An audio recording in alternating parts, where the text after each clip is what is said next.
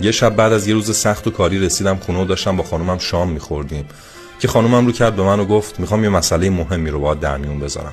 بهش گفتم الان حوصله ندارم، از صبح سر کار بودم. گفت خیلی طول نمیکشه.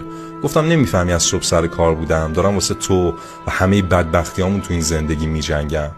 یهو رو کرد به من و گفت ای کاش من بمیرم و دیگه تو بدبخت نباشی. منم خب عصبانی بودم، یه چیزی گفتم آره ای کاش همین امشب همین اتفاق میافتاد.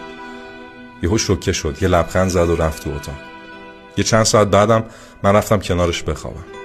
خواب بود. نگاش که کردم دیدم واقعا من زیباترین زن دنیا رو دارم. موهای افشونش، ابروهاش، صورتش. هیچی بهش نگفتم. همون شب خوابیدم و صبح که بیدار شدم دیدم تنش سرده، بدنش مثل چوب شد. هرچی صداش کردم جواب نمیداد. شوکه شده بودم، باورم نمیشد چه اتفاقی افتاده بود. باورم نمیشد که یه جمله بتونه اینقدر تأثیر بذاره که قلب یه آدم از تپش بیفته.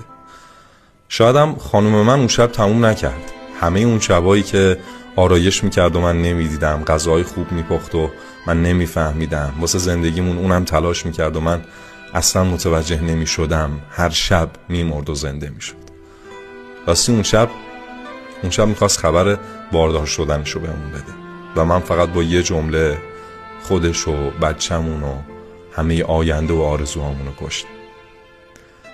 مراقب حرف زدنتون باشید. حرفا بیشتر از گلوله ها آدم میکشن.